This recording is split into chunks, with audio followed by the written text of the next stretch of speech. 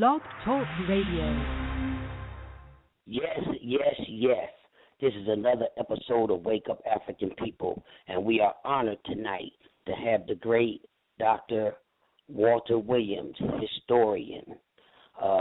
Dr. Williams has been on the scene for a while now. He's been studying and putting things together for our people to get knowledge and knowledge of self and religions and all these things that they have us trapped in. And we are so glad to have him here tonight. And he's one of my favorites on YouTube, his books. The man is just phenomenal in his research, he has the dates, everything that he says. You can go back and reference it and research it. He ain't into that hocus-pocus teachings. He lays it right straight down to you if you really want it. And we tried our people being all trapped up in these crazy religions and everything, and we got our face down to the ground where everybody else is looking up to the future. It's time for us to get up off our knees and stop worshiping these foreign gods and worship our togetherness, unity, and brotherhood like all races do. We are here with Queen Tichet Aminet and my other host, Astro Black, and we have some questions for the doc. We're going to ask our questions first of all so we can get them out the way so the doc can keep on flowing, so we don't want to stop them. Put your earphones on and listen very clearly. Queen Tichet Aminet, the mic is yours to ask them your first three questions, and then you go Astro Black, and I'm after you. Okay. Hotep, Dr. Williams. May I have Hotep? Always put the female in there. Don't say just Hotep by itself, because Hotep is male, and Maat is female, so we have to have cosmic balance. So when we address our African community, we must say Maat Hotep. See, they get the Q in there, sister. Thank you. Maat Hotep. Thank you. Maat Hotep, sister. Thank you. It's a great pleasure talking with you this evening. I mean, I truly, truly admire your work. I admire all that you do. I was listening to some of your speeches on YouTube, and I noticed that you had mentioned that African people here in America should call themselves ancient Egyptian and not Egyptian. Correct. Okay. So is that true even when Africans here in America came from all over the continent of Africa? Can you just kind of explain that a little bit more to me? And I have a two-part question. I have another part question, too. Okay. Well, first thing, you got to understand that the enslaved African taken out of Africa and brought over to this country in 1619, prior to them coming over in 1619, landing in Fort Lauderdale, Florida, and St. Augustine, Florida. You also had, before they got here, you also had the Moors over here. The Moors came with supposed Christopher Columbus in 1492. So when the enslaved Africans came over here, brought over here by the slave traders in 1619, in this hemisphere of North America, the Moors and the indigenous Africans brought over from Africa was all put up under one umbrella. And they were labeled Negroes, blacks, and African Americans. African Americans came later when Jesse Jackson suggested to the white media in this country that we should be called African Americans. So you got to remember this: you have 40 or more million of us Africans living in the United States of America, and you have to put them under one name, which they all were under one name, are under one name, which is Negro Black. See, Negro and Black means the same thing. Black, Negro is synonymous, and then African Americans and so forth and so on. So that's number one, that do not separate individual Africans in this country. Say, well, I came from Nigeria, my people came from West Africa, I came from this part of Africa. Then there's confusion there. So we all are under one name and identified under one name in this country, which is those names I just mentioned you. But those names only take you back to slavery. Those names, you cannot find them on the world map of human geography. There's no Negro land. There's no Black land. There's no African American land. So what you're talking about when you use those names and identify yourself with those names, you're identifying yourself as being your ancestors being enslaved in America only. You see, and once a year they give us a Black History Month, so you can talk about the achievements of those Africans who lived in this country, who achieved certain status and certain things that they did while in this country. So we have to go beyond the wall of slavery, and when you go beyond the wall of slavery, you should head towards ancient Egypt, which is very, very important. Like over there today, if you turn the television on, you see Egyptians over there. Those are Europeans. Those are settlers. Those are occupiers over there. They're not the indigenous. The indigenous people that built that great culture and civilization that we know as ancient Egypt were Africans. They are Africans. They still are Africans. And they left us an immortal legacy that we, as an African people, we have to claim that in order to claim our greatness. Our greatness is lying unclaimed in the continent of Africa, in Egypt, you see. And our ancestors built not only the Great Pyramid, they built the Sphinx. The body of the Sphinx is one city block long, 6 stories high, and they put an African face on there, on that Sphinx, to let you and the whole entire world know who they are. I didn't say a word. They still are. And that African face is an African. We are African people. So we have to claim our greatness. And so in order to do that, we have to know what names that we are calling ourselves, because every name that you call yourself, there's a history attached to it. And the history that's attached to Negro, Black, and African American is just what I just explained to you. So we have to find our way back to ancient Egypt and call ourselves African ancient Egyptians in order to distinguish us from those Egyptians over there who are, as you see on the television, who has white faces and all types of a mixture of non-African people. So we have to distinguish ourselves by saying we are an African ancient Egyptian. You see, that's my answer to you. What's your other question? Okay, thank you. And well, the white men, when they invaded Egypt, before they invaded Egypt, I mean, it was called the land of Kemet, right? Well, you talking about Egypt? You're talking about? Yes, Egypt. Well, see, the name Kemet supposedly means the land of the black or black land. Okay? And then the argument in the African community is that the word Kemet is a Greek name. All right, now you got to understand that when Alexander the Greek came into Egypt in 332 BCE, he forced the Greek language on our Melkite Coptic Egyptians, okay? And they learned that language. And when asked, who are you, they used that language to answer them. So they coined the name Egypt or Egyptos for themselves. And then you ask people a little further. You go a little further and ask people, say, where are you getting the word Kemet from? Well, they say, some say they're getting it from the hieroglyphics. So when look at the hieroglyphics, which are pictorial symbols drawn by our ancestors during the time of antiquity, Meta-Neter hieroglyphics.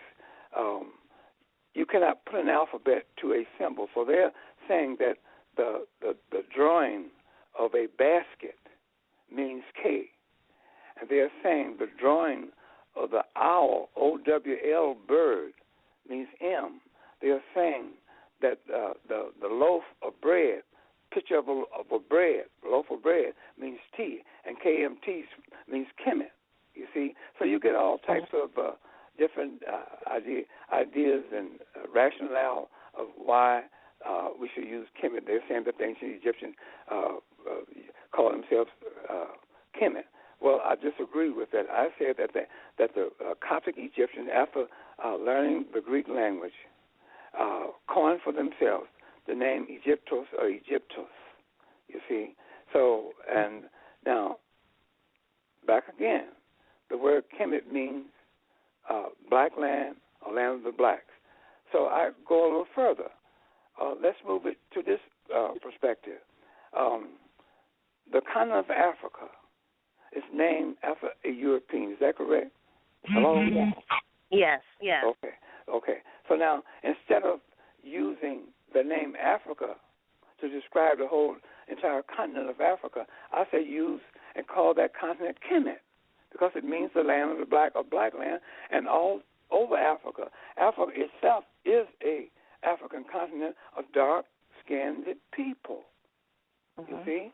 So you can call that the land of the black or Kemet. So that's where I'm at today with that. That's my answer to you. Okay, very interesting. And my last question to you is, can you tell us who was Ptolemy the First Soter? Yeah, Ptolemy was a successor of Alexander the Greek. The Greeks invaded Egypt in 332 BCE under Alexander's leadership. And Alexander died 9 years later, 323. BC dates you count down as opposed to the dates that we use today, whereby the dates that we use today we count up. So next year we had 214 now, 2014, so next year it'll be 2015, and the following year it'll be 2016, and so forth and so on. So he was the successor of the Diadochi, as in Greek terms, which means successor of Alexander. So he was named Ptolemy I, called Ptolemy I Lagi, called Soter. The word S-O-T-E-R means savior. You see, and that goes into another history, another teaching, which is attached to that name, and you'll find that title of Savior is attached to this Jesus the Christ today. So Ptolemy was a Greek successor of Alexander the Greek. After Alexander came into Egypt in 332, he lived 9 years, and he died 323, and he was successor of Alexander. That's who Ptolemy is. And then you had 14 consecutive Ptolemies after the death of Ptolemy I Lagi. After that, so and all you have 14 Greek Ptolemies that control and occupy Egypt. That's my answer. Okay. Thank you so much for that. No problem. Truth Doctor. Okay. Astro Black, ask them your questions. Your three questions at a time. Right on. Actually, I only have 2 questions for now, but they're kind of thick. So, thank you, Honorable Dr. Williams. How are you, sir? Thank you for coming here and gracing us with your presence. Well, thank you for inviting me, brother, and I certainly appreciate you and your work that you're doing. Right on. And I wanted to. I love your lectures. You spoke a lot about the long-term process of mind control and subversion that the European white supremacist invaders have used in order to undermine our societies and our communities, and most importantly the use of Uncle Toms as infiltrators, like the Coptic Egyptians who came up with the Serapis image in the false deity in the European image.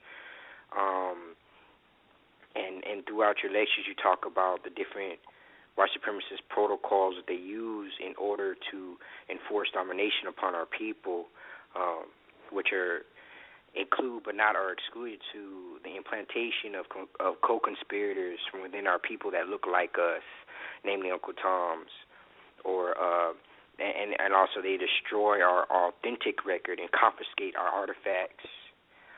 They create and recreate falsehoods in their own image, and they use psychological and trauma-based warfare and mind control against our people. Fast forwarding to your observations now in the present day, what are some of the pervasive techniques employed, in your opinion, by the global white supremacist apparatus that you observe today that are used to undermine unity and self-awareness and justice among our African people? Okay. Well, the answer to that is this, Brother Black, is this. The church is doing that. And the ministers out there who are our number one enemy, he isn't for the system that you've just been talking about. So the system encourages and helps the ministers in these churches to do just that. In other words, they're the ones who are blocking our progress on purpose, and they don't even know that. Out of ignorance, they're doing that. Some of them, most of them are. But that's where the problem lies right now. We have to divest ourselves from all religions, no matter what name or what practice of religion that you may practice. We have to divest ourselves from all religions. So the problem is, in our community, is religion and kept in place and enforced by these misguided ministers. You take the church, and you look at the church like a slave plantation. The head of the church, of all Christian church, is Jesus the Christ. That's the head of all Christian churches. The head of the slave plantation is old Massa, the owner of the slave plantation. Okay? So old Massa and Jesus is one of the same. Now, old Massa, on his slave plantation, he had overseers to keep the slaves in order and run the plantation for old Massa. So the minister is taking the overseer's place. He's running the church the same way. And the slaves are sitting out in the pews of this church, of all churches, because they're the slaves. Their minds have been taken away from them. They're out of their minds practicing this religion or any type of religion. They don't know who they are. And so they give away all of their power to this dead white man on the cross that don't even look like them. They give away all their power to a Bible that one has to believe in order to make it work. And they give away all their religious power to a belief, which in these various religions, in the Bible, in this dead white man on the cross, in Allah, in Islam alaikum, in Islam, and Black Hebrew Israelitism, Judaism, and all the rest of the religions that are created by man. So all religions are kept together by one's belief and faith. Without believing in these various religions will collapse. So getting back to the minister of these churches are our enemy, and they're the ones that's keeping this Western system together that is detrimental against us. So that's where the problem lies, and that's my answer to you. Fantastic. Thank you. Thank you very much. That was a thorough answer, of course. And for the last one, bear with me on this one. I peeped some of your literature, and your lectures, and you talked about as a jazz musician yourself that you were thoroughly inspired and enlightened by none other than Sun Ra in your youth. When you played with him, you said in Chicago, correct? Correct. And I didn't play in the orchestra now. I didn't play that type of music. We played contemporary jazz music, such as How High the Moon, what is this thing called Love, Body and Soul, Stardust, stuff like that, you know. Phenomenal. And I find myself, I'm a student of Sun Ra too, musically and philosophically. I mean, the name Astro Black actually comes from a Sun Ra album. So I've been a long-term follower of the philosophy and the mind-expanding consciousness. And, you know, I know a lot of people ask you about your journey and your process. And, I found it refreshing and enlightening that me and you had that comment in that Sun Ra, who was a band leader, a piano player, a poet, and a philosopher, was a trailblazer and a spiritual sage and pioneer of mind-expanding African musical art forms. And he was an innovator in a sort of outer space, galactic kind of acid jazz music. And I pulled out a quote from him just to give some of our audience an insight on what he was like. And from an old interview, I peeped him, and this is the quote directly. He said on the topic of his art, his jazz inspiration, he said, a lot of musicians said that outer space jazz was too far out for people. It's really not. They had the wrong impression about people. They only underestimate their intelligence. I realized that people got feelings, and I restored their feelings, not their minds, because they've been brainwashed. So why should I try and reach something that is brainwashed? But their spirit hasn't been brainwashed, and it's pure. And that's a profound statement. He's talking about the brainwashing that people have suffered throughout countless generations on a global scale, but most profoundly it's directed at our people who are the children of the sun and the founders of global civilizations all over the world. So with that in mind, Dr. Williams, could you be so kind as to describe or share some of your personal reflections on the musical and or philosophical influences that Sun Ra had upon you in your development and as a seeker yourself of profound truth? Well, the thing that Sun Ra inspired me on, I was about 18 years old, 18 going on 19, just out of high school. I had graduated from high school, and I met Sun Ra, and because I was, like I said before, I played the saxophone, and I began to gig around Chicago and so forth. So I met Sun Ra during that time. That was in the late 40s, early 50s, you know. So the thing that I was seeking, and I had been seeking for a number of years, way back when I was in grammar school, I never accepted the idea or the name that we were called Negroes. I never accepted that we were Negroes.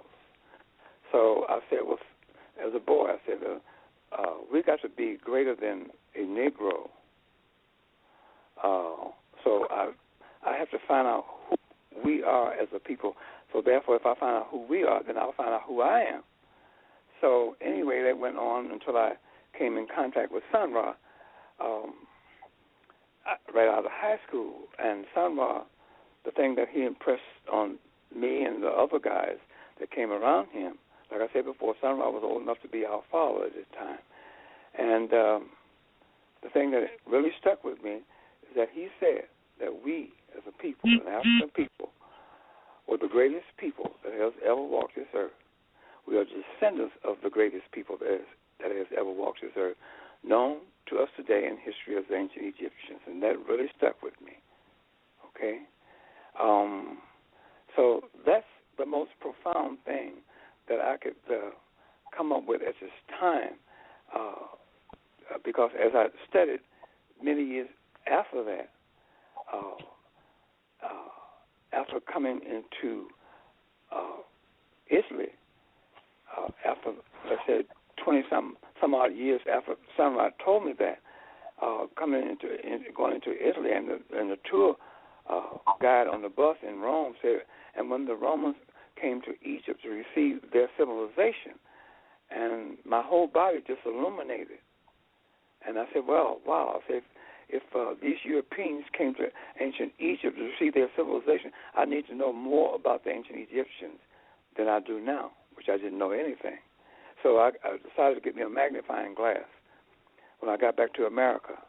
And I got me every pictorial book that was depicting ancient Egyptians in these particular pictorial books. And what I was doing with my magnifying glass was looking into the faces of these Africans being depicted, or these ancient Egyptians being depicted in this book as ancient Egyptians. I wanted to find out, did they look like me? Did I look like them? Did they look like us as an African people? And once I convinced myself of that, I was on my way. Because after that, I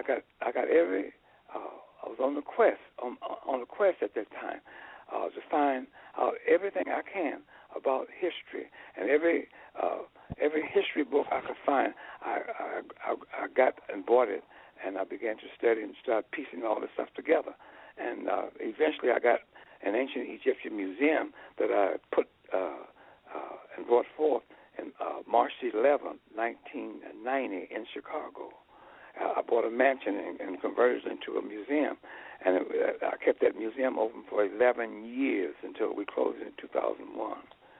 So that was one of the most profound things that really turned my life around, when he said that we were descendants of the greatest people that's ever walked this earth, known to us today in history as the ancient Egyptians. And I put it into my subconscious mind, and I didn't act on it for about 22 years after that. And in Italy, when it was awakening again, and that's when that light came on, boom, and I've been on the quest ever since. So I would say that is the most profound thing. Right on. Thank you very much, brother. Thank you very much, Doctor. Okay, you're welcome. So that's it for you, Brother Astro, on the questions? Yes, sir. Okay. Well, my question to the great doctor is, it took 921 years it took to get Serapis on the Godhead. Was Serapis on the Godhead longer than his Serapis of the day we call Jesus? Which one was on the Godhead the longest? Has this one beat him out yet? Well, let me explain this to you, Brother Akbar. You read my Historical Origin of Islam book, right? No, I haven't read that one, but I read the first one. Okay, I've seen the tape. Now, when you say 921 years, yes.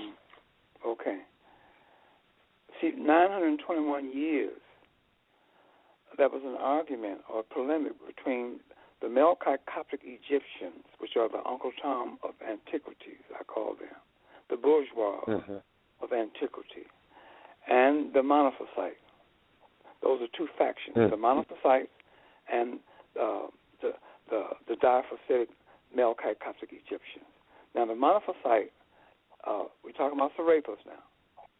The Monophysites, who are the grassroots Coptic Egyptian members of the secular community in Egypt and in Turkey.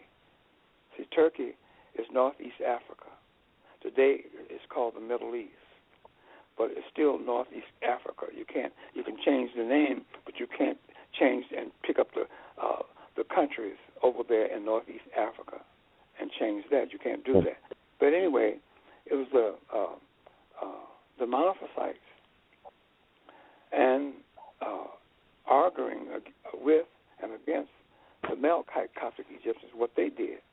Now, the Monophysites said that this Serapis image that's known today as Christ, or Jesus the Christ, had an Osiris-like spirit but no human nature.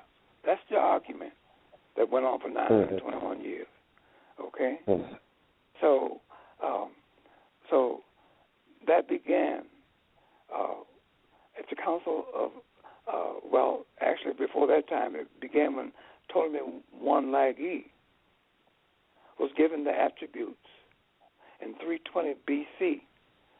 by the Coptic Egyptian priest and priestess in Memphis, Egypt, in 320 B.C.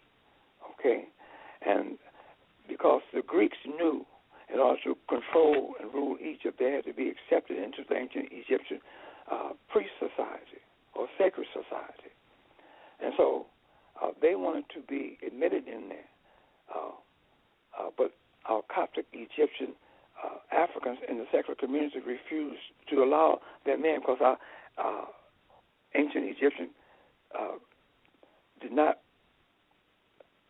race mix with other races of people. They didn't do that. So it was Ptolemy, after Alexander died, he tried to get himself admitted into that priest society, and it was refused also.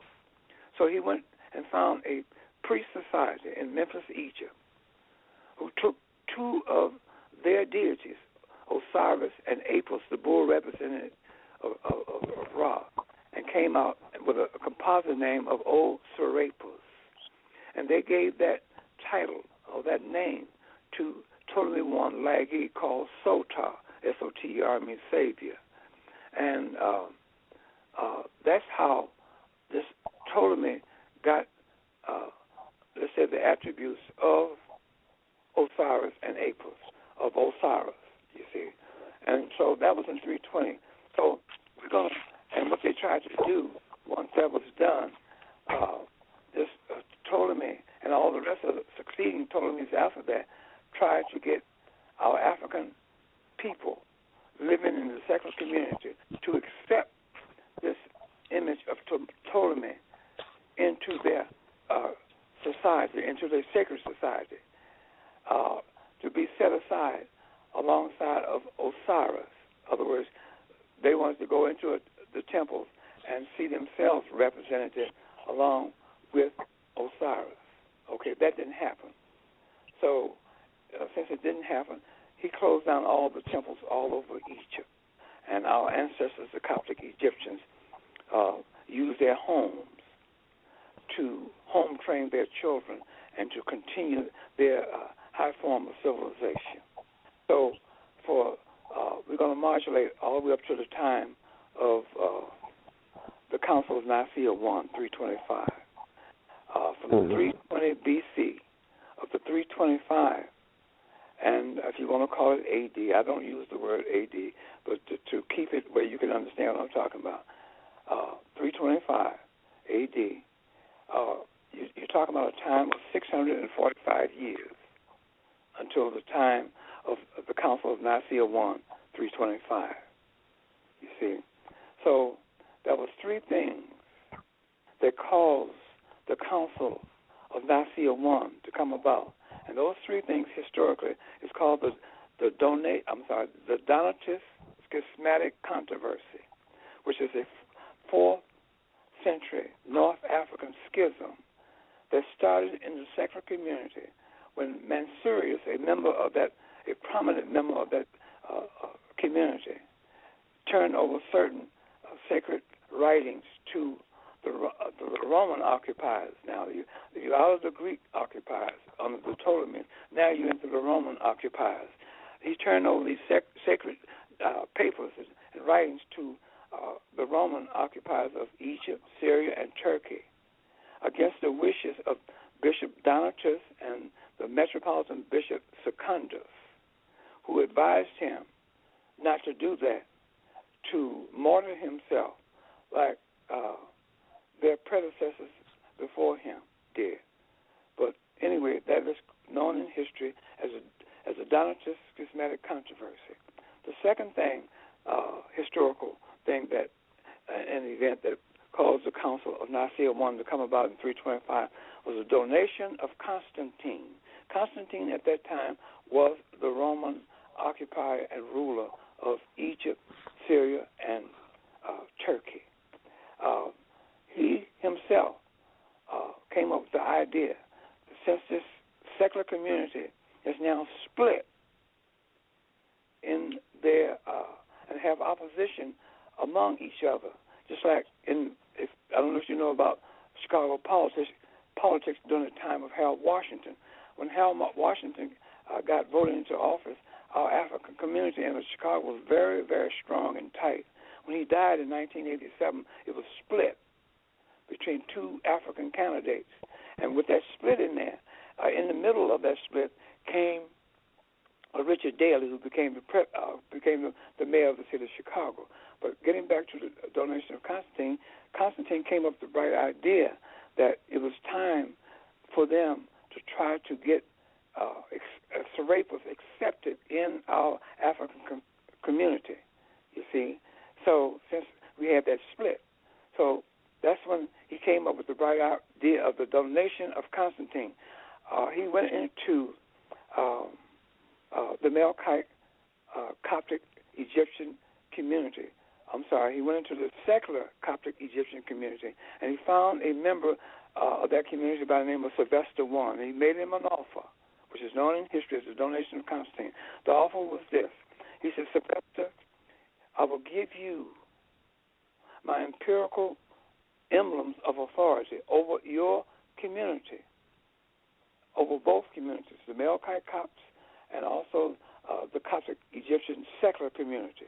If you can get your members, your people in the African, ancient Egyptian secular community to accept Serapis, Serapis is known today as Jesus the Christ.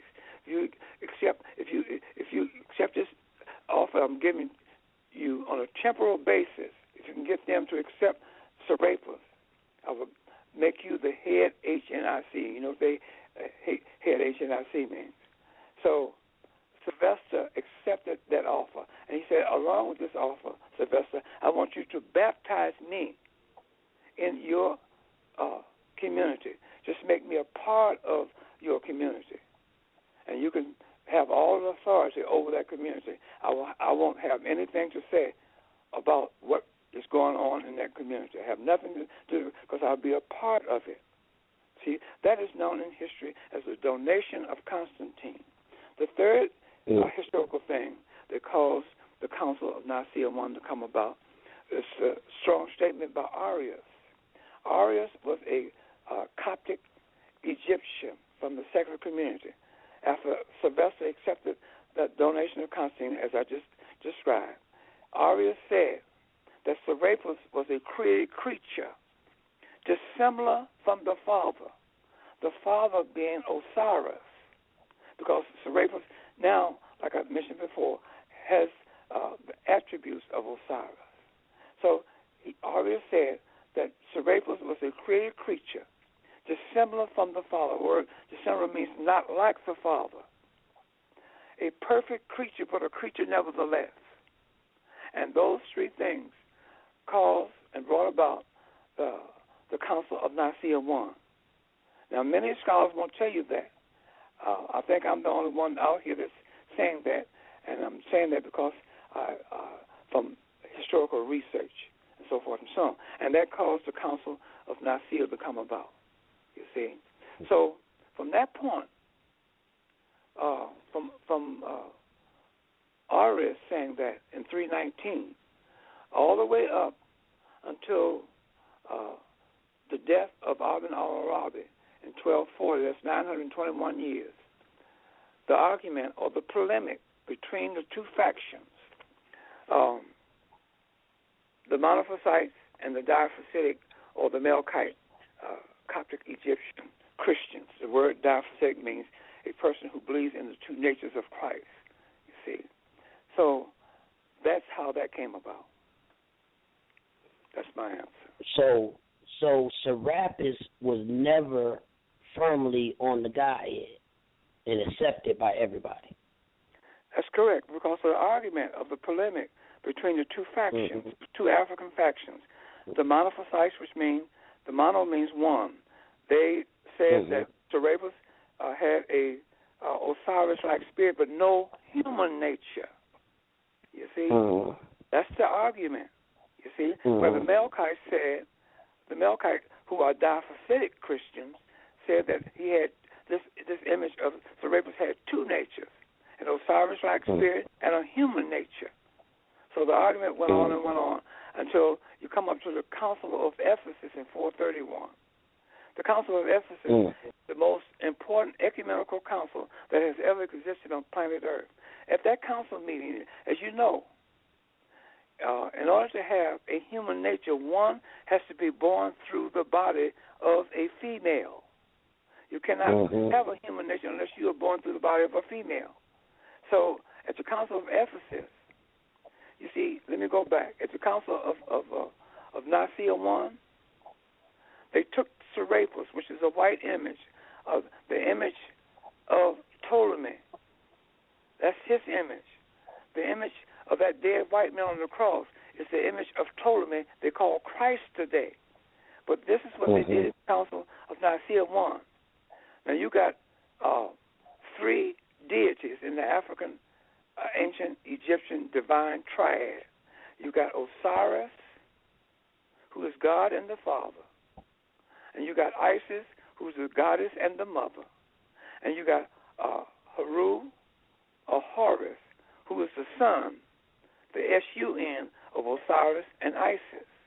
Now what they did with this white image of Serapis, which is the image of Ptolemy, like I mentioned, the Melchites went in at the Council of Nicaea I in 325.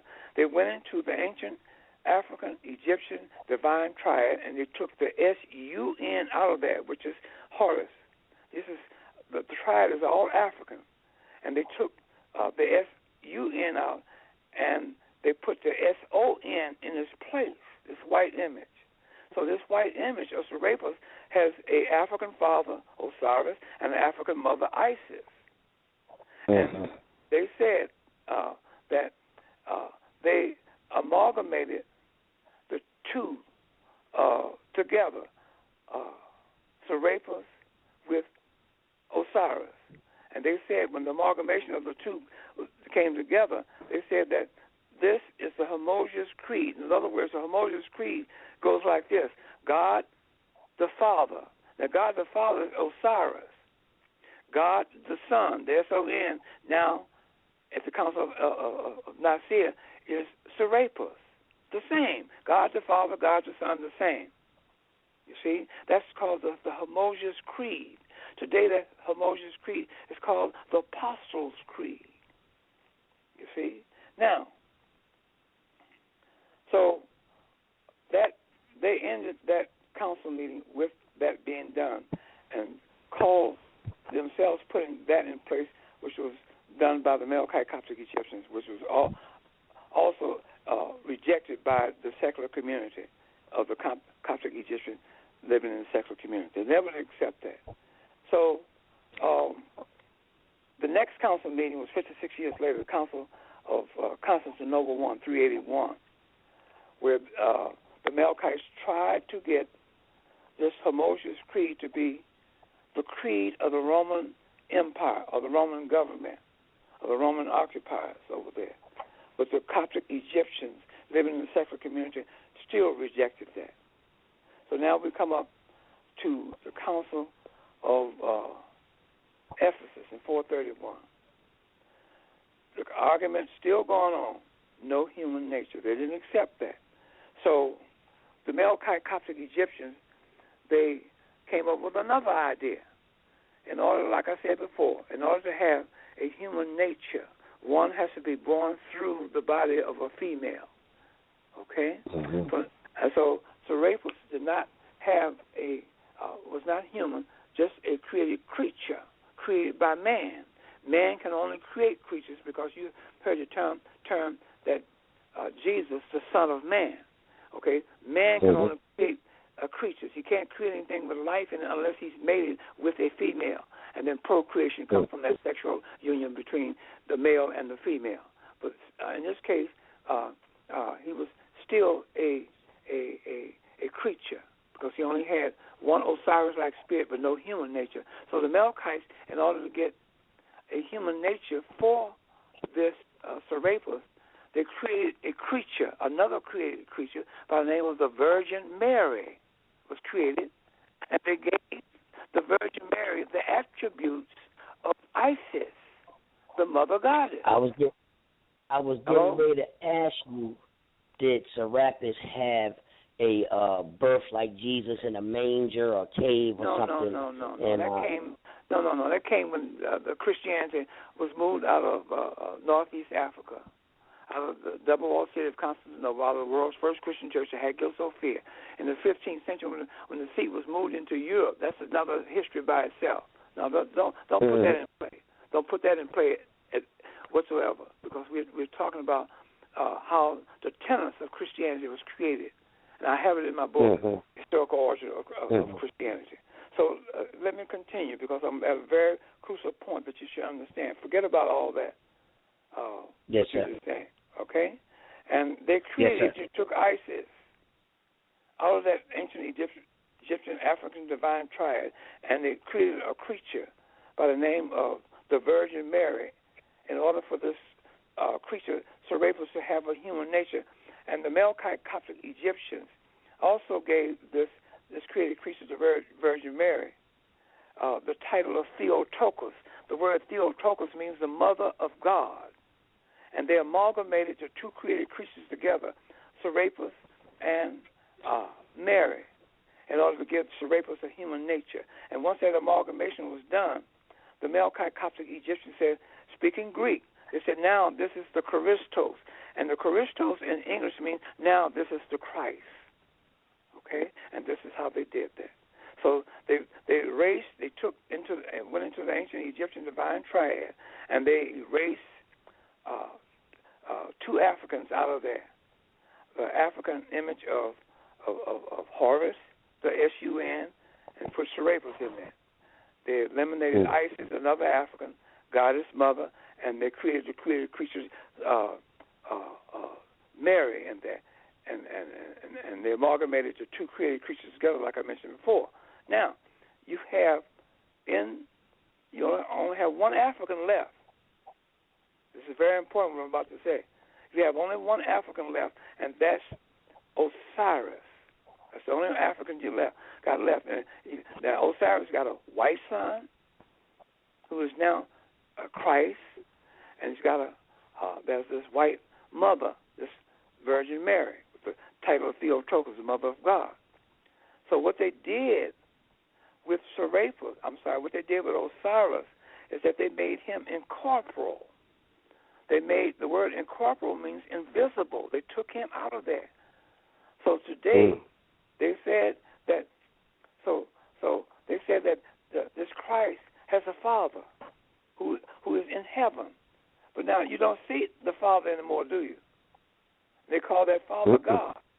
See, that God Osiris became invisible right to this very day. So that's my answer to you. Yeah.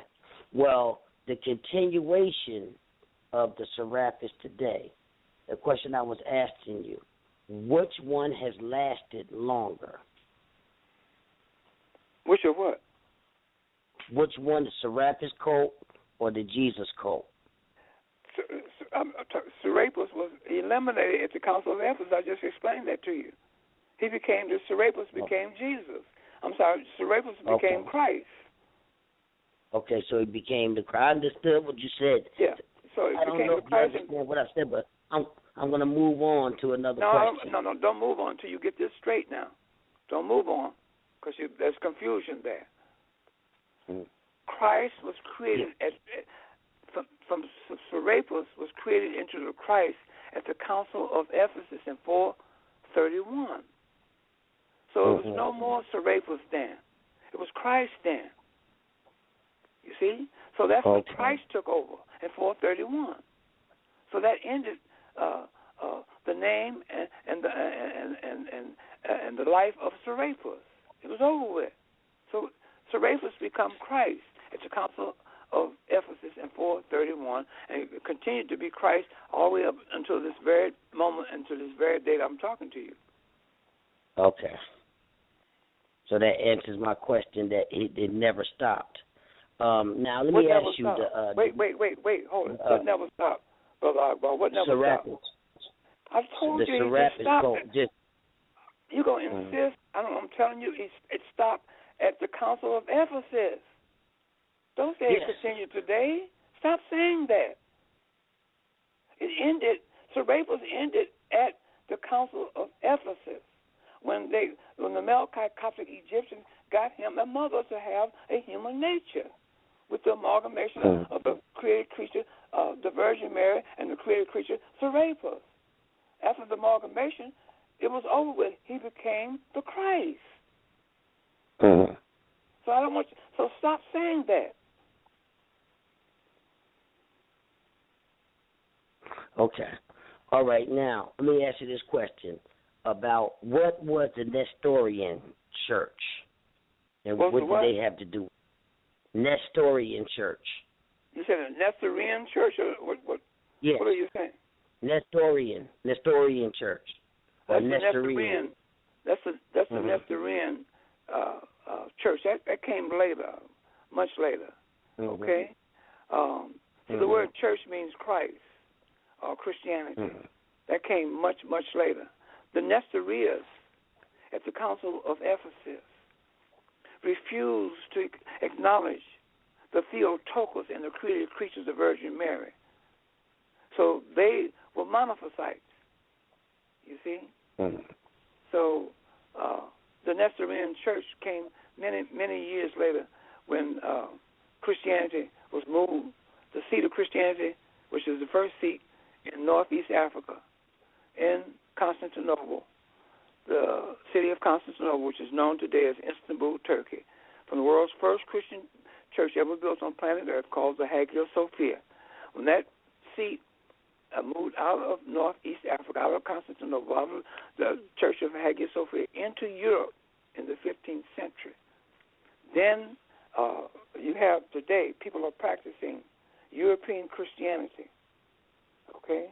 And so within the practice of European Christianity, you have Nestorian churches, you have different Jacobite churches, and so forth, and so on. So, it's all done recently in the 15th, 16th, 17th century of that, in those time era.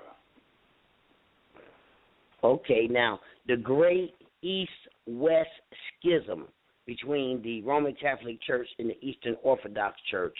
What is the difference between these two, and why did they have the schism? What year are you talking about? I forgot to put the year down, but I'm talking about the Roman Catholic schism in the East, and when they moved, I think there was Charles I, and he was crowned by the Pope at that time. No. Hold it. I don't know the exact date. I'm not a historian on this. Brother Akbar, here's what I want you to do. If you're going to ask me any question, please have the dates so I can know whether what you're saying is historically facts. Okay? All right. So okay. Well, I can't answer that because you don't give me no dates. Okay. All right. Well, let me move on to where I got some dates at for you here. Okay. I do have some dates for you. Okay. Well, this is my first time with you. I hope it's the second time I'm very prepared with dates. Okay. Because, and we go down here now. The Conference of Nicaea, you already went through that. Okay, let me see. Okay. The East-West Schism, formerly dated, it's at 1054 CE in the Byzantine Empire. There's no schism in the East-West. In the 10th, you're talking about in the 11th century, which is 10-something? Yes, it says, yes. The 11th century is 1054 CE, Christian era, in the Byzantine. Okay. And you said what happened then? Yes, what happened? What was that schism all about? What schism are you talking about? Give me a description of the schism. It says the East-West Schism, formerly dated to 1054 and I guess that's 11th century. Okay, now what was the schism about? It just said a schism at that time in the Byzantine Empire. I don't know if it was the church between the Roman Catholic. Wasn't no Roman Catholics then. You don't get the Roman Catholic until listen. You don't get Roman Catholicism until the seat of Christianity is moved out of northeast Africa, out of the double-walled city of Constantinople, out of the Church of the Hagia Sophia, the world's first Christian church. That seat was moved in the 15th century.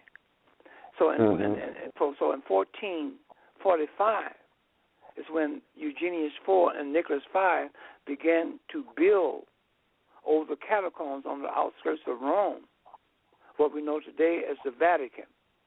And they built in 1445 St. Peter's Church, known today as St. Peter's Basilica. You see?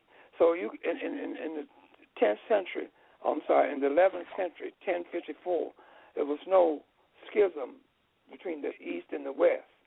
The only schism that you have between the East and the West, if you want to call it, is the Monophysites and the Melkites. That's the only schism that you had until that seat was moved out of there. Until the seat was moved out of northeast Africa, out of Constantinople, and when, or you can put it another way, or when the Ottoman Empire came to be in the 14th century or 1300s. Okay. So the only schism that you have is between the Melkites and the Monophysites. That's the only schism. That's correct. Now I'm going to ask you this one question. I don't need no dates. Could you explain who Juan Rashid is and when Islam was created, as you did in your lecture on YouTube?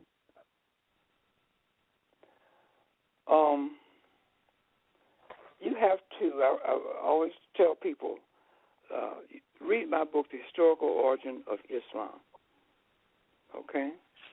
And then in the historical origin of Islam, I lay it all out. I lay out that who today's Islam used the life and times and biography to create this non-Muhammad that is being mentioned and taught about in today's Islam. See, so in other words, you're talking about Al-Arabi, who was Muhammad Ibn Ali, a.k.a. as Ibn al-Arabi, alias Muhammad. That's who they use, the biography, to create today's Muhammad off of, and it's in my book. So you have to get my book, and you read it and study it, and then you can come back, and then you can ask me some questions. But that's my answer right now. Okay. All right. Well, we don't have too many dates for you. Astro Black, you have anything else you want to ask? Astro Black?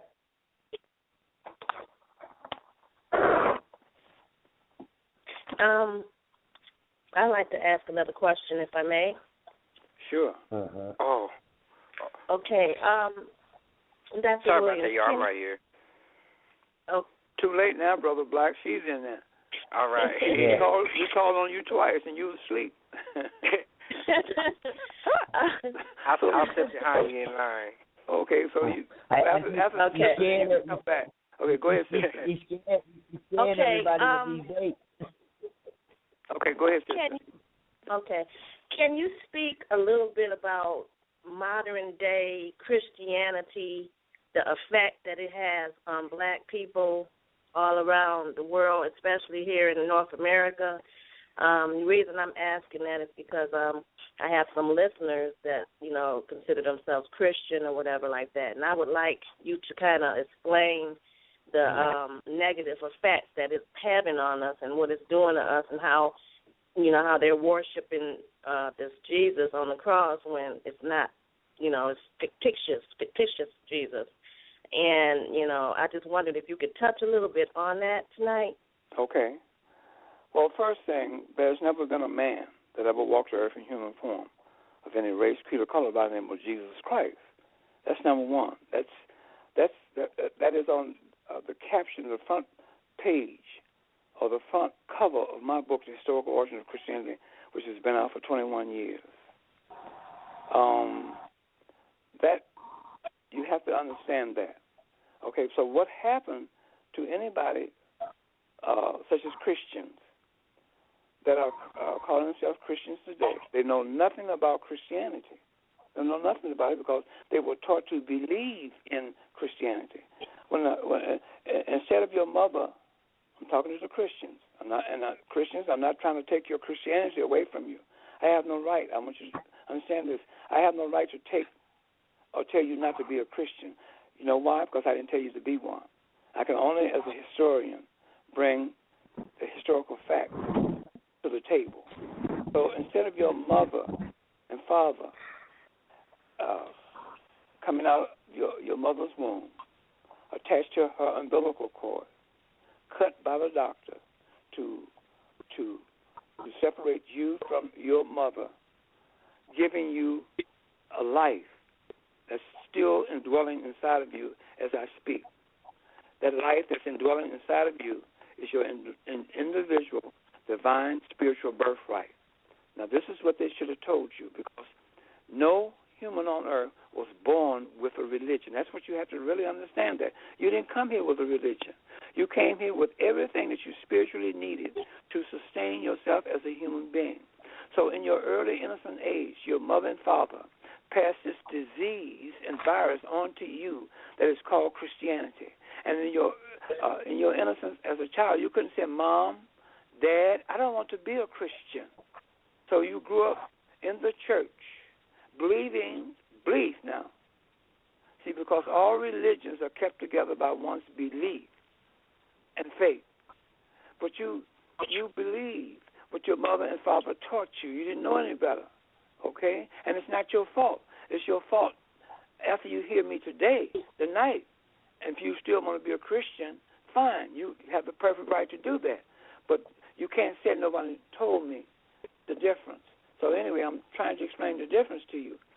So you grew up with this belief, and they took you to church, and you grew up in the church. You began to sing in the choir, and you believe all the stories that is attached to Christianity. Okay? Now, what happened and what they're doing to you, what they did to you was assassinate your spirituality, your human, natural spirituality, by introducing you to this disease and virus called Christianity.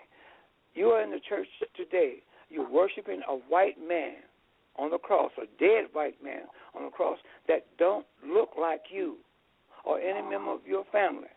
Don't even look like the minister in the church that's telling you all these lies and encouraging you to believe in this foolishness. You see? So it is harmful to you. And what will happen when you have a child, you're going to pass the same disease and virus on to your children going into the future. Now, what happened to your mother and father is that your grandparents passed the disease to them so they can pass it to you.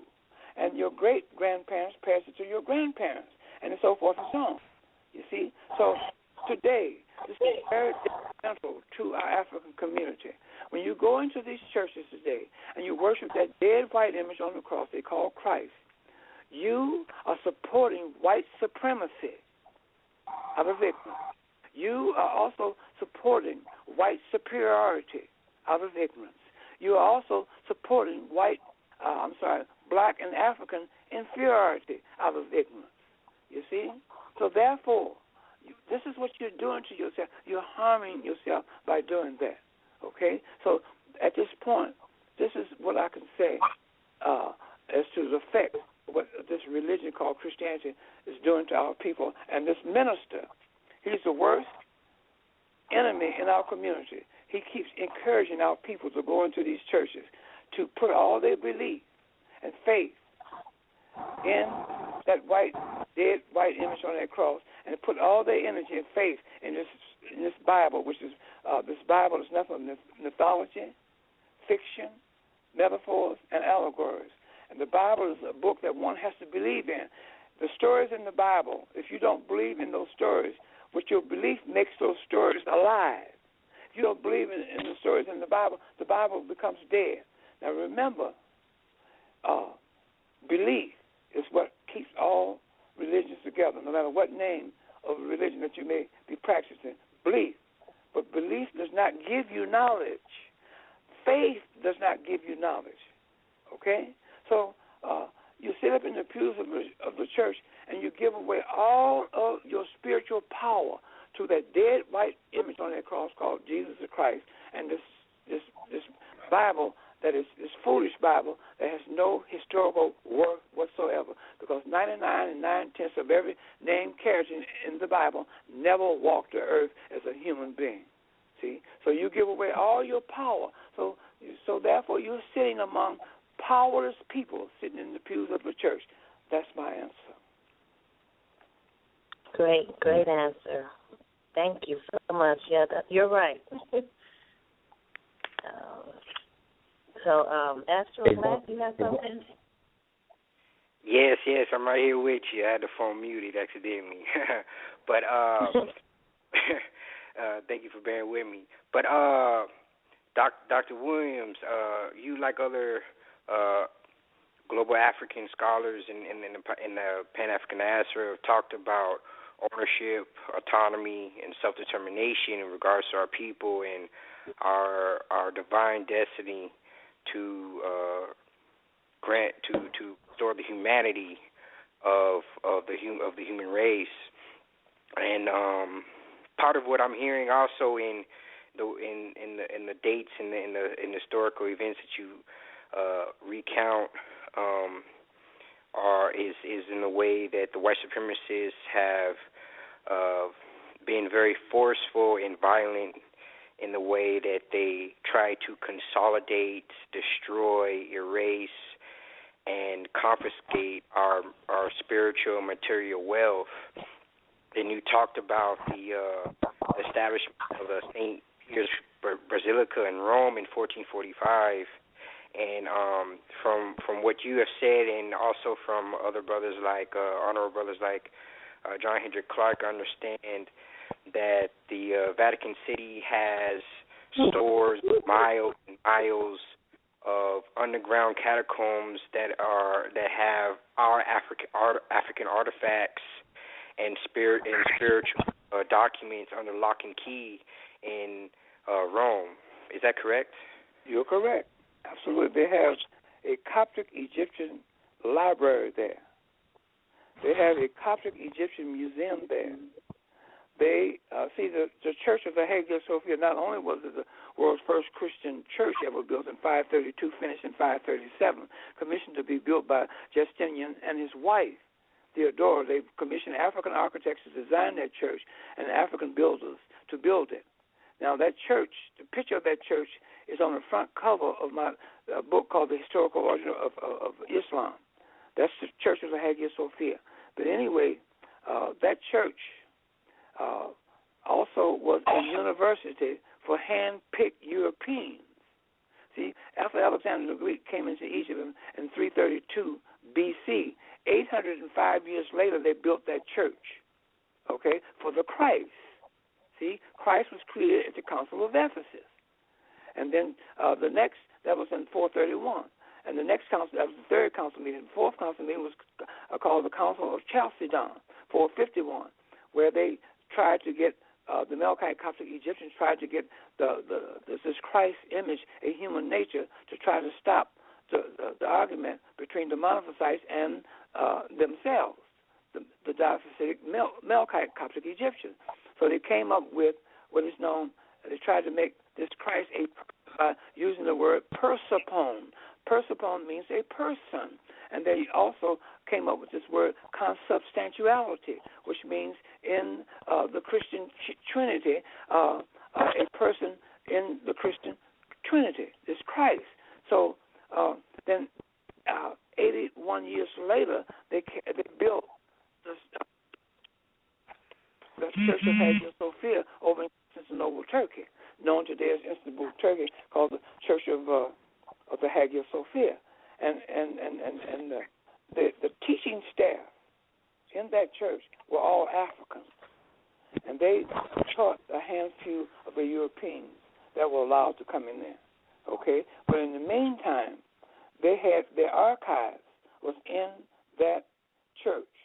Okay, and then in the 15th century, when that seat moved out of Constantinople, out of the Hagia Sophia, into Europe after John the Eighth in 1439 went into Florence, Italy. At the Curia there, the word Curia means college, and he transferred the seat by relinquishing the donation of Constantine in order for it to be transferred into Europe over the catacombs on the outskirts of Rome.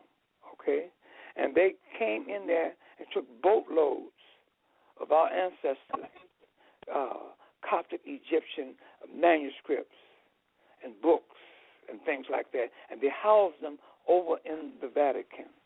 Today, in the Vatican Library and in the Vatican Museum over there. In order for an individual, now listen to this, very important, in order for an individual to go into the Vatican Library, one has to be, this is a requirement, you have to be a resident of Rome for 1 year. Number two, you have to have a letter from a recognized and accredited university to give to the Vatican librarian in order to be admitted there. And then three, you got to write down what are you looking for in this library. Four, what do you want to use it for? You see? So that's the requirements, you know, to get in there. But this, like you said, it's over there. That's my answer. Yeah, that's brilliant. Look, we have some callers in here. I want to try to let some in. Maybe have some questions for Dr. Williams. Hold on for a minute. Caller with the last number 8998. Do you have any questions for the doctor? No, I don't have no questions for the doctor. I just would like to thank him for the great work that he's doing. And I also would like to thank you and your guests for having him here in Philadelphia. To have him broadcast here in Philadelphia is long overdue. Hopefully we'll be able to get him here as a speaker. Okay, well, I certainly appreciate you appreciating the work that I have been doing for the last 39 years. And that makes me feel very, very humble and your acknowledgement of my work. Thank you so much. And if an individual wants me to come in to give lectures, you can email me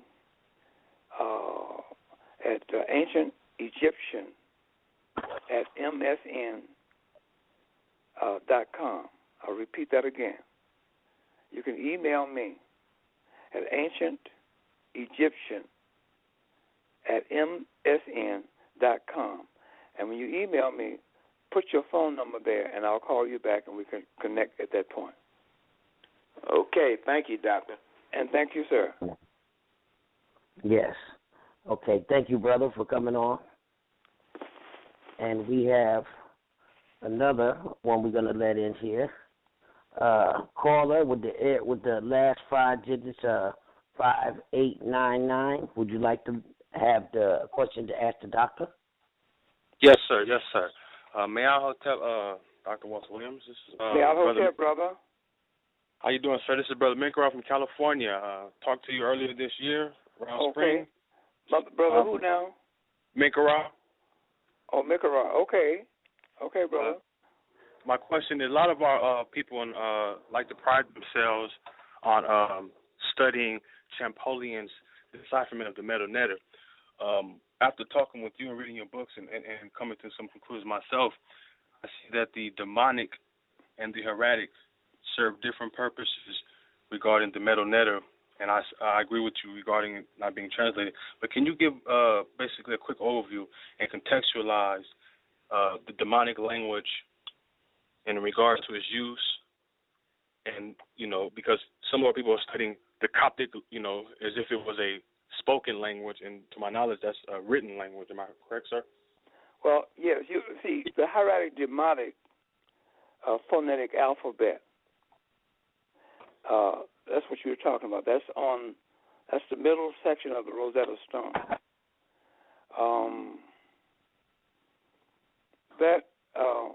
You see, you can't. No one has ever heard the spoken language that our ancestors, the ancient Egyptians, spoke. So you can't take an alphabet and call it a language. You can take an alphabet and write a language with it. That's what our alphabet is used for, to write sounds or to write a language. But you cannot take that alphabet and say that's a language, you see.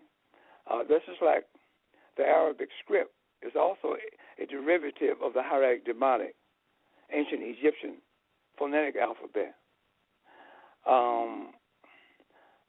You got over there in what they call in the Middle East or Northeast Africa, you got many dialects spoken by so-called Arabs, okay? Arabs are designated to be individuals who have embraced Islam. So that's called an Arab over there, or even one who lived in Arabia.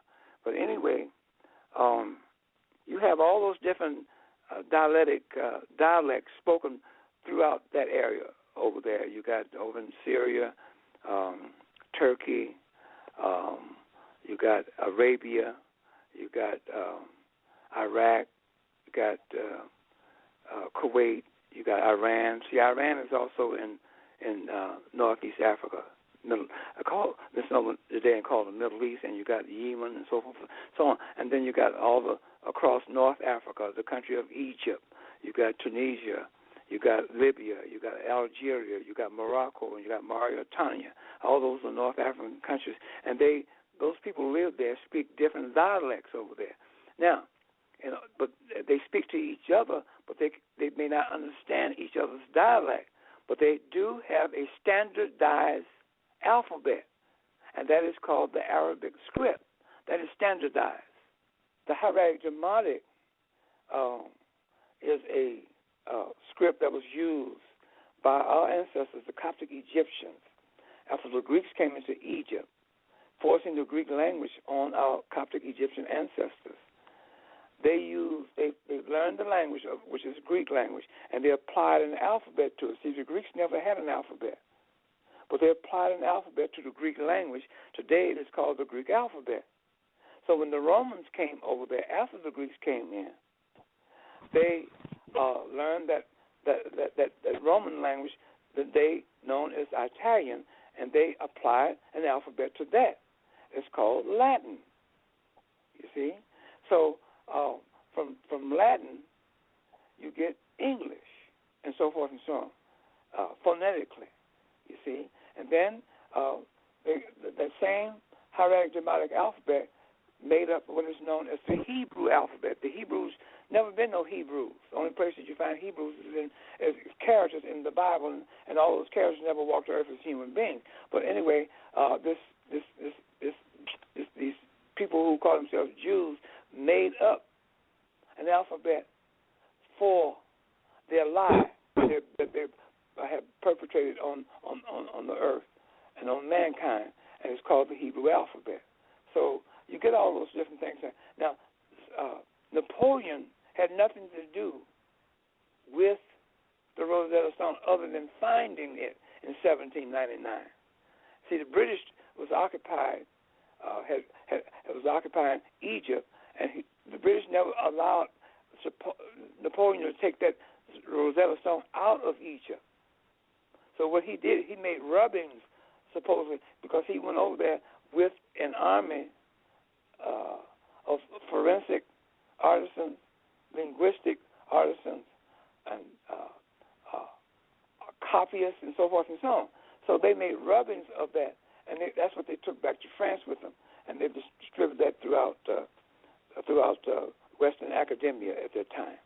You see, so that's a little overview on that. And like you said, the Meta-Nature hieroglyphs has never been deciphered, and that's in my book on page 146. Why the Meta-Nature hieroglyphs has never been deciphered. And then my third book is coming out. My wife and I were writing this book called Dispelling Myths of Ancient Egypt. I'm writing an appendix on to why the Meta-Nature hieroglyphics has never been deciphered, and I'm talking about the rebus principle. You see, so that's another subject. But you'll get that when my book come out, which will be out very short.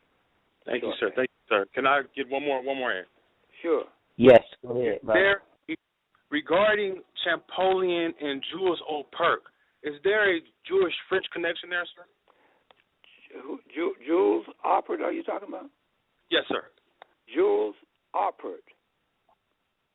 And you asked me, was Napoleon and Jules Operk having any connection? No. What I would say is Champollion and Jules Operk. Both of them I noted were Frenchmen who are credited for being linguists, while Jules Operk deciphered the so-called Sumerian text in Champollion the Meta-Netter. Is there a French-Jewish connection there?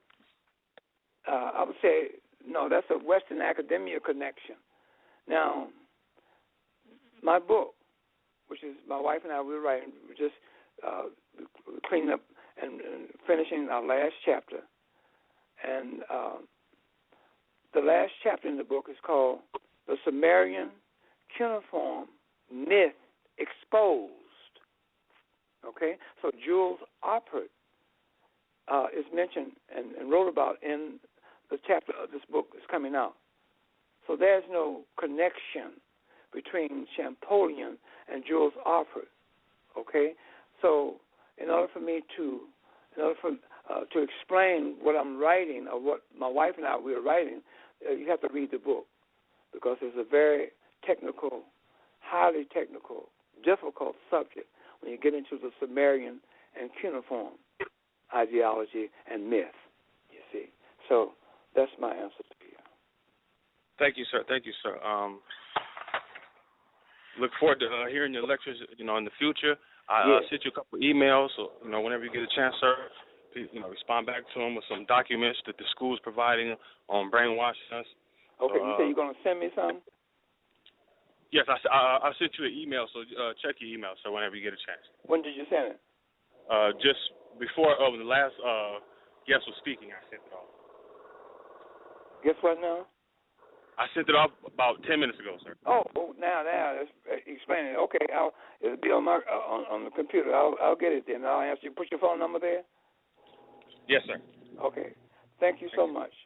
I appreciate you for being thank you in your ancestors. Thank you for participating, brother.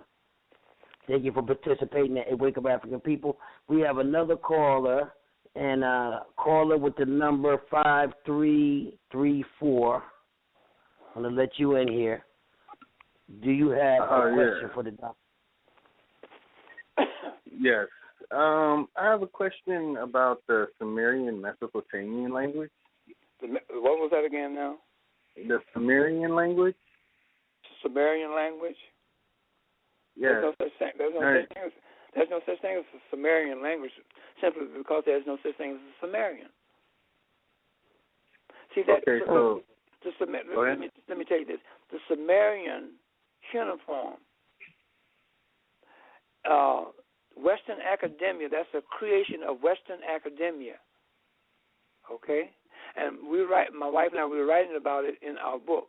What they did, Western academia created the chronology of ancient Egypt, which I'm bringing out. Why?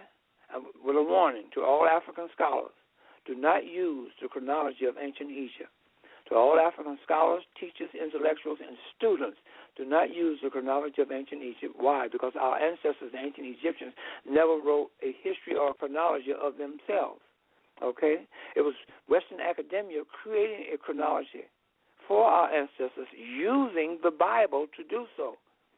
So now they want to create another mythology based on and using the Sumerians, created a bunch of names called Sumerian, and they call them a people, using and created the cuneiform to parallel the history of ancient Egypt. That's what they're doing it for. So don't fall for it. When my book come out, you can read it and explain to you in a very simplistic form. Wow. Do you have any more questions? Well, kind of besides this, well, kind of off of the same question, that means that they made up the cuneiform and Zacharias Stitchin and all those Zionist Jews, so to call them. They made it up kind of to usurp African history. Well, so they tried to parallel. See, they created the Okay. chronology of ancient Egypt. Now, so they created another so-called chronology, Mesopotamia. Mesopotamia can only be found in the Bible. You cannot find it on the planet of human beings where humans live. So they created this chronology of Mesopotamia to parallel the created chronology of ancient Egypt that they created back in the 19th century. You see, so you read the book, and I'm bringing all that out. It's very plain. I will definitely be getting the book. Okay. Well, that's all the questions I have. Thank you very much, Mr. Williams. Well, thank you for calling. You're much welcome, brother. Okay, we have another caller here. We're going to let them in with the area code, last four digits, 2828. 2828, do you have a question for the doctor? Hello? Phone number 951. Yes, sir. 756. Hotep. Yeah. Hotep, my brother.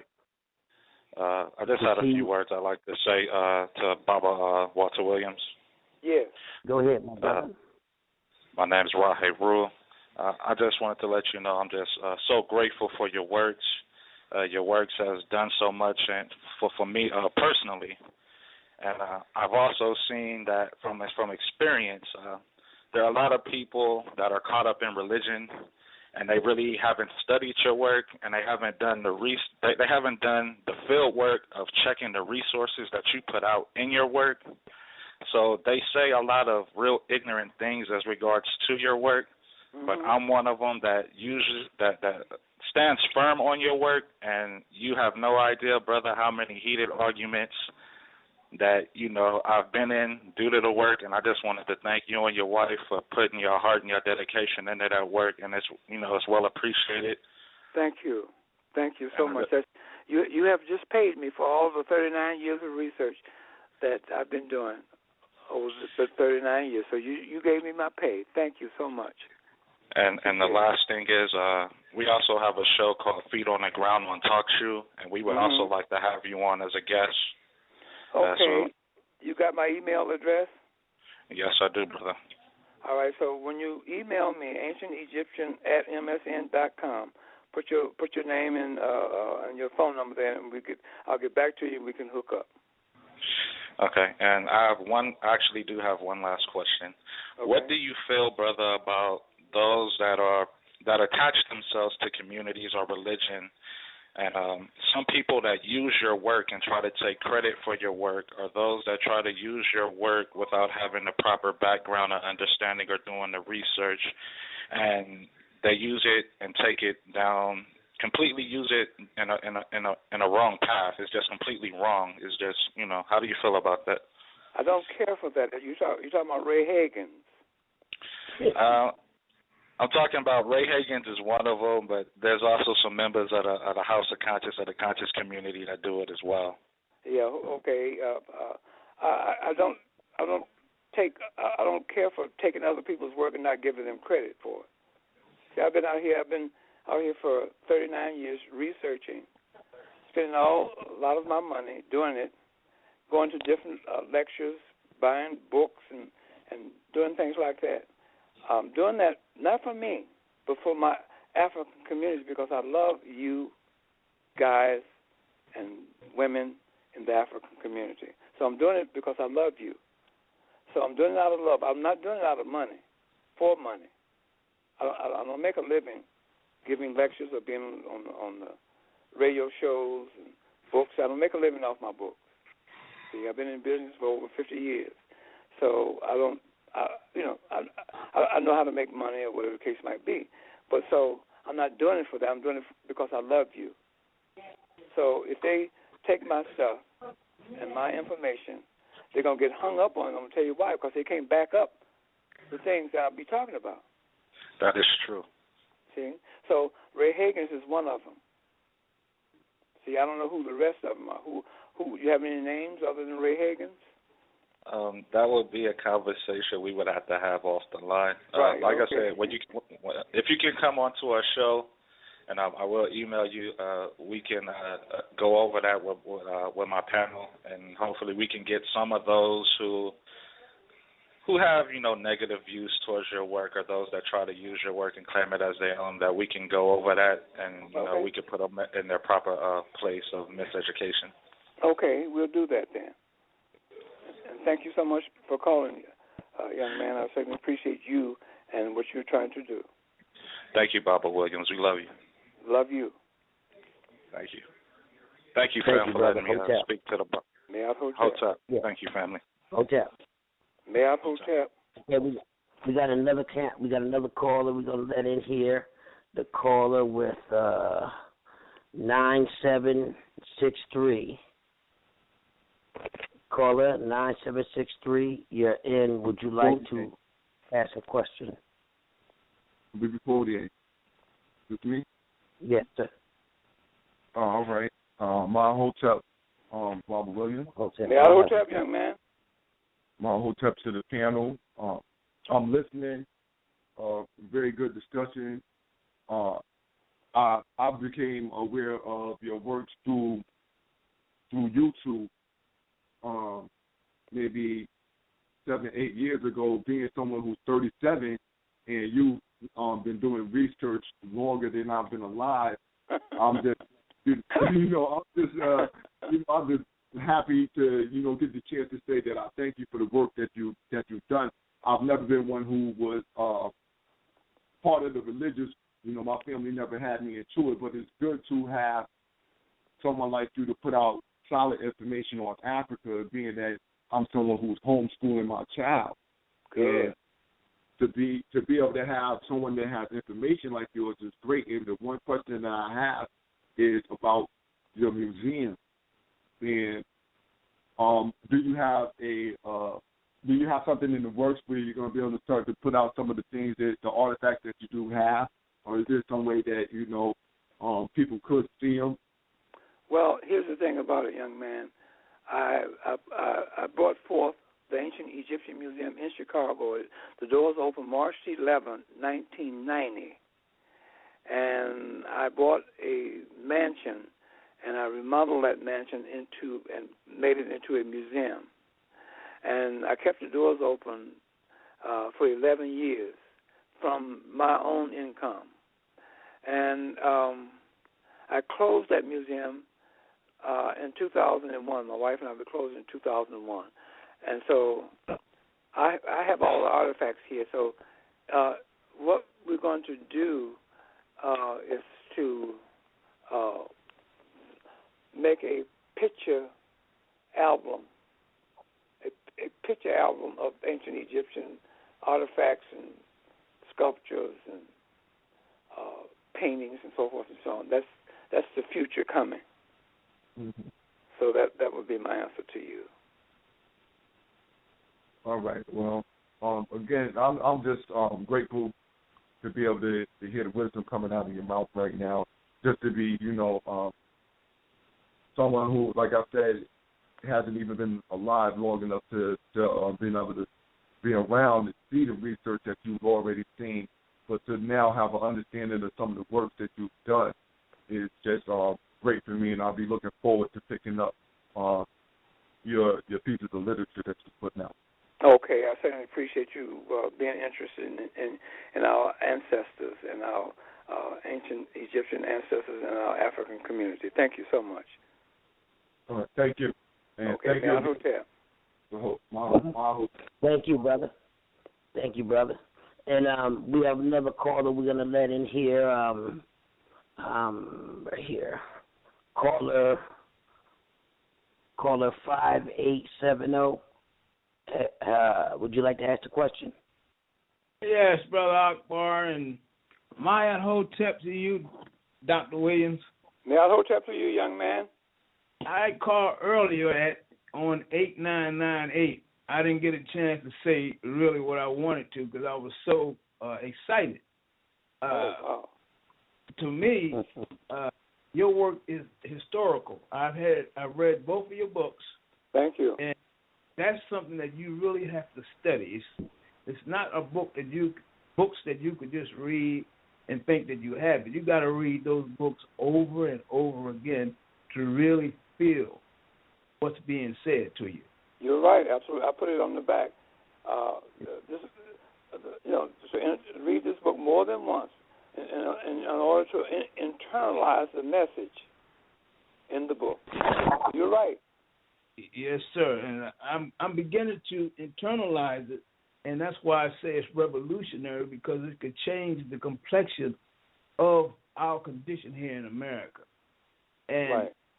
To me, you and Dr. Amos Wilson are, in my book, two of the most prolific scholars that was ever produced on this planet.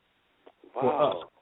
That is really, man, you don't know how that make me feel humble. Wow, that's, mister. Oh, man. And let me tell you one thing, Professor. And I know I can talk, but you had me shook up with them dates. I ain't going to tell you no lie. Because a lot of people, we don't use the dates the way we're supposed to be using the dates. And we need to start learning. We need to start learning these dates so we can tie this stuff in, because when you go in front of these people, if you don't have dates, then your argument is dead from the beginning. Right. And I myself, I apologize. I will never be caught with my pants down again when I have you on my show. I'm going to have every date that you can think of. I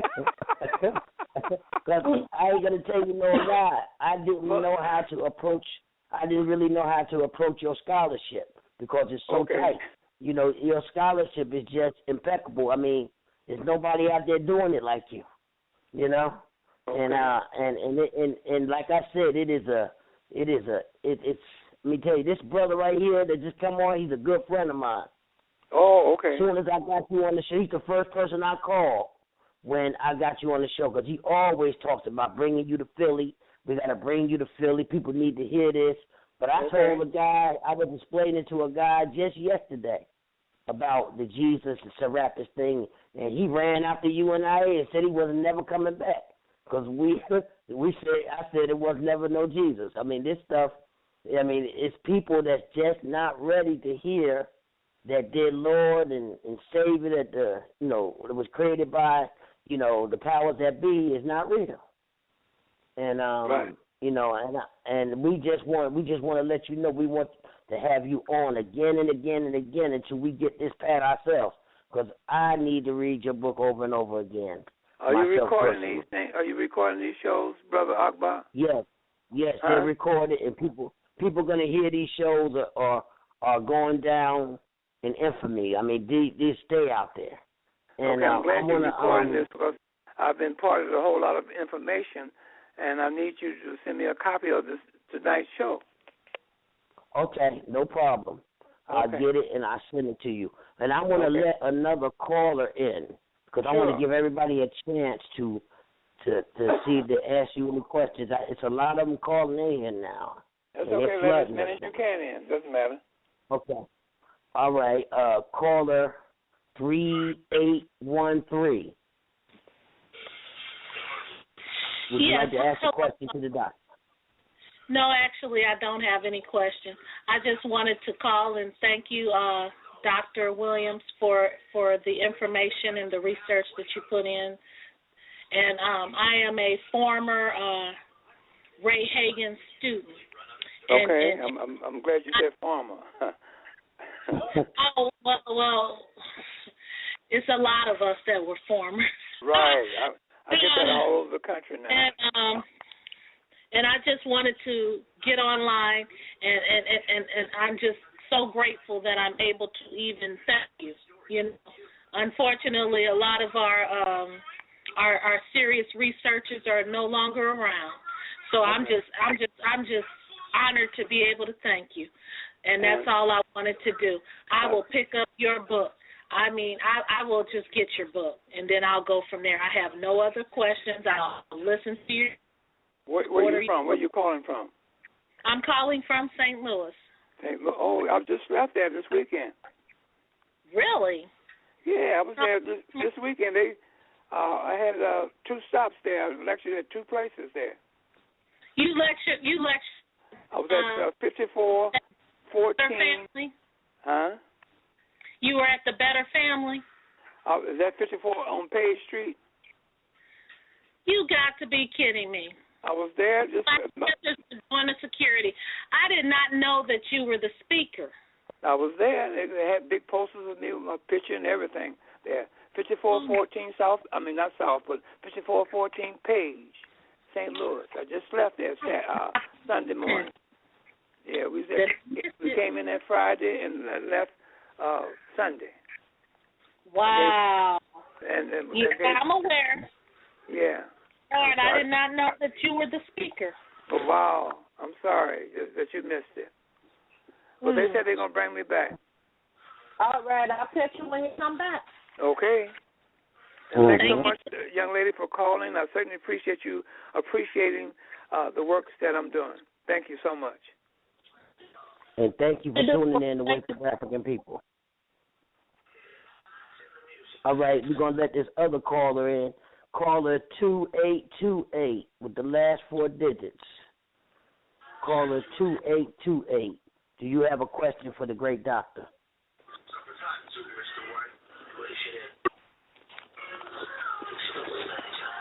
Caller 2828. Okay. I guess that one doesn't have anything to say. Okay, we're going to go down here. We have more. Okay. All right, caller 9446. 9446. Do you have anything you would like to ask the doctor, the great doctor? Yes, Hatepu. Hello, everyone. Great show.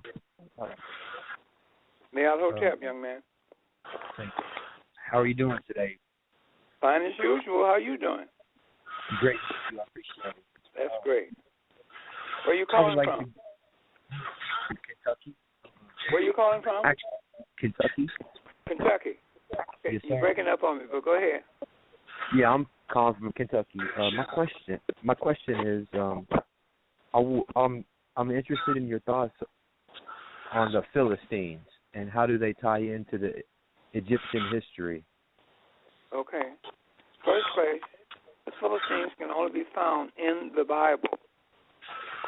The Philistines are non-humans, never walked the earth as human beings, just biblical characters. That's it. So that would be my answer to you. Don't fill your mind with anything coming from the Bible. Nothing. Yes, sir. Yes, sir. Take the Bible to the nearest refuge can and throw it in and get it out of your life. The quicker you can do that, you can clear a way for the truth based on facts to come in. There's no Philistines. Never been a Philistine. That's mythology. Biblical mythology at that. How about ancient Israel? Your thoughts on ancient Israel? There's no such thing as an ancient Israel. The only place that you find Israel is in the Bible. The Canaanites, the Israelites, and so forth and so on. Those are biblical names. See, this is where the confusion come in. Get that out of your life. You see, people ask me, who is a Jew? The Jew is created in the minds of an individual who believe in the stories written about Jews, Canaanites, and Israelites.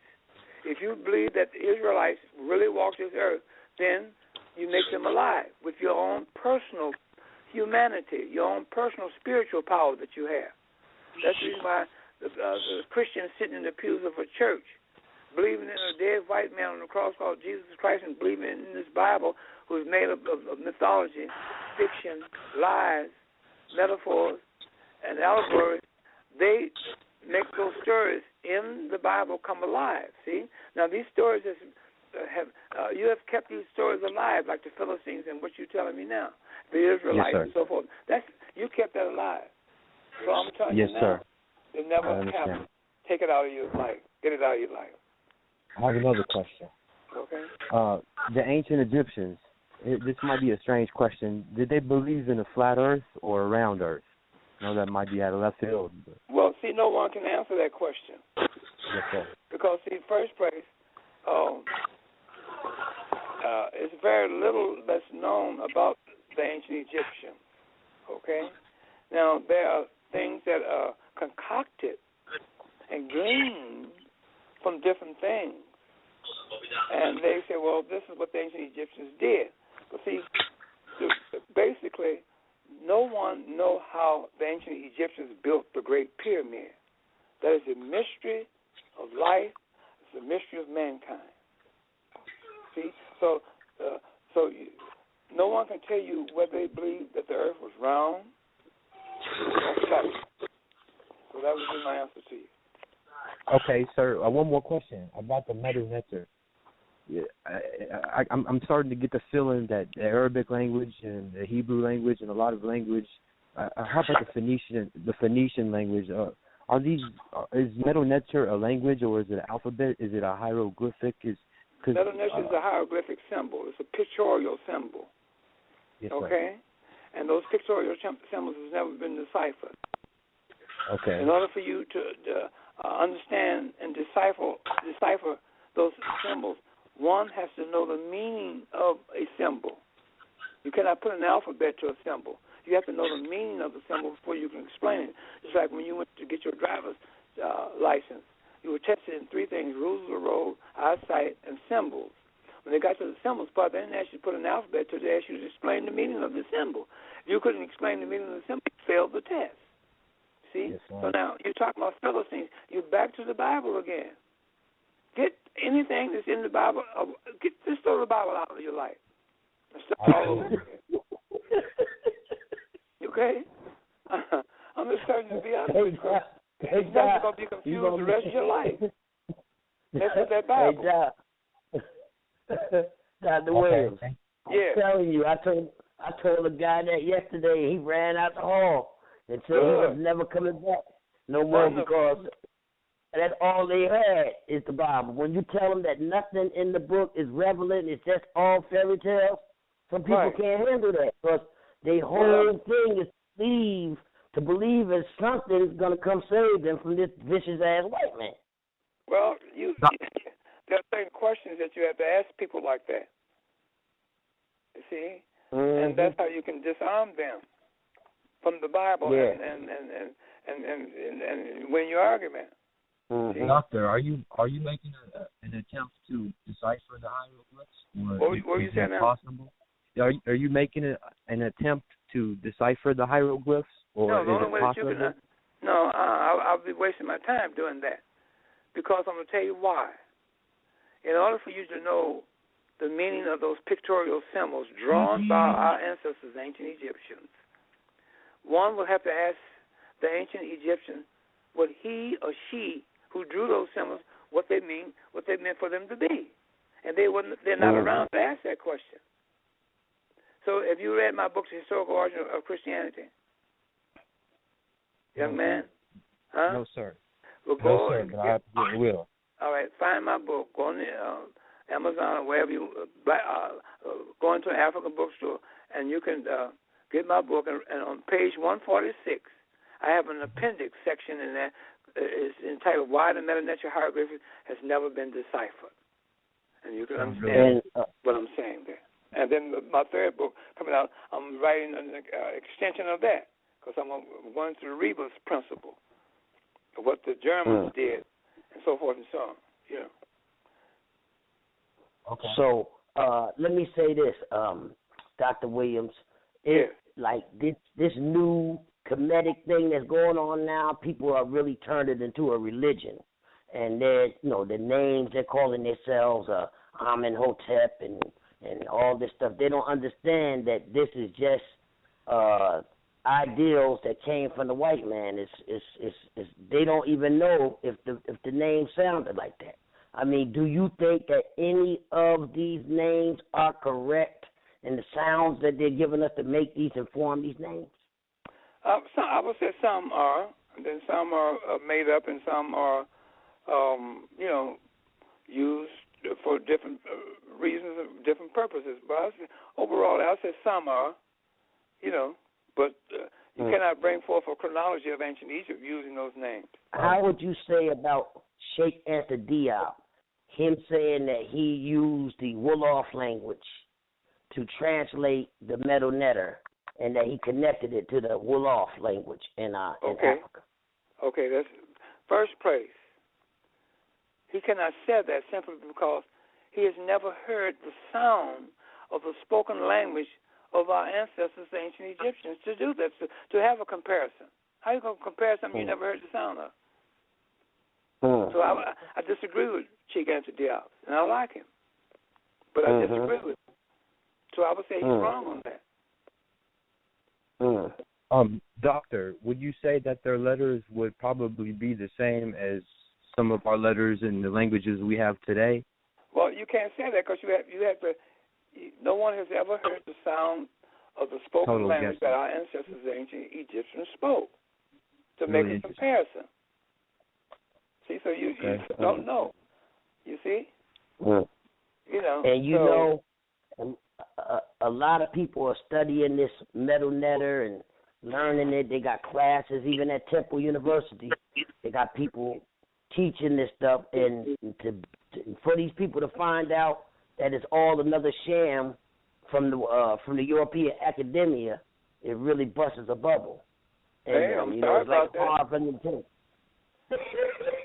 sorry about it. I had to bust your bubble. I'm sorry. I busted your bubble. Believing in Jesus Christ or the Prophet Muhammad, Abraham, Isaac, Jacob, Moses, Sarah, and all those other characters that's named in the Bible. I busted many bubbles. But I have to bring even Taharka, right? Who? Taharka, because they say he's mentioned in the Bible. That's all. That's in the chronology of ancient Egypt. Never been no Taharka. Yeah, but it's never been a Taharka. Yeah, because a lot of this. That's why I don't take on a Kemetic name because of your work. Because I read your first book, but it's been a long time since I referenced it and went over it or read it again. But I've seen your videos on YouTube, and that's why I never really took a name because when I first seen you in that video and you said that the hieroglyphics has never been deciphered, and I thought about it. How did they decipher it? And they don't know what the sounds are. What the people taught, no vowels, no consonants, no nothing. Right. How can they never heard. You have to ask the ancient Egyptians. These symbols that you have drawn, what do they mean? And they wasn't around for you to ask that. But in order for the Europeans to take our African ancestors, the ancient Egyptians' culture and civilization, and institutionalize it, he had to say that he deciphered the hieroglyphics. And then they can go from that point. See, but that's all fabricated. That's all lies. You see, So, in order for you to know the truth, and the truth they said makes you free, you have to know the truth. Simple as that. This is the truth. Know it. And you know something, Professor? I don't know what's the worst, this Egyptology thing or the fake dinosaur thing. I mean, these people just keep making up all kinds of fake history. It's shameful. Well, don't go for the dinosaur thing. If you look at the dinosaur and use your own common sense, the dinosaur's got two arms, right? Yeah. How can he feed himself? Those arms don't reach up to his mouth. Yeah. Even the guy who created the first one was in my home state, New Jersey. He even said it was a hoax. That's the biggest hoax that's been running on people for years. Oh, they do that. See, you got to be suspicious of Western academia, and this is what the whole thing. My wife and I are exposing this in our third book to Dispelling Myths of Ancient Egypt. You see, there's no Socrates, no Plato and Aristotle and Herodotus. None of those names ever existed on planet Earth. But anyway, we still have some more time here, like two more minutes. I want to let one more caller in for a quickie, okay? Okay. Hey, thanks, y'all. Thanks, guys. I appreciate it. You're welcome, brother. Y'all have a great evening. I'll be listening. Thanks, Doctor, for your answer. Thank Very you so much for calling. Where are you calling from? Kentucky. Oh, Kentucky. Okay. Thanks again. All right, and thank you, sir. Okay. Yeah, caller 3271. You'll be our last caller we're letting in. Do you have any questions? 3271. Oh, I don't think they don't have any questions. Well, what I want to do is I want to thank you again, and I know my hostess and host, thank you for coming on, and we're going to be very much more prepared for you. And I think a lot of information went out, and like I said, I'm going to have my dates together for you this next time. Okay, you're going to be ready for me. Hello? Hey, I'm going to be hitting you from dates everywhere. Okay. Yeah.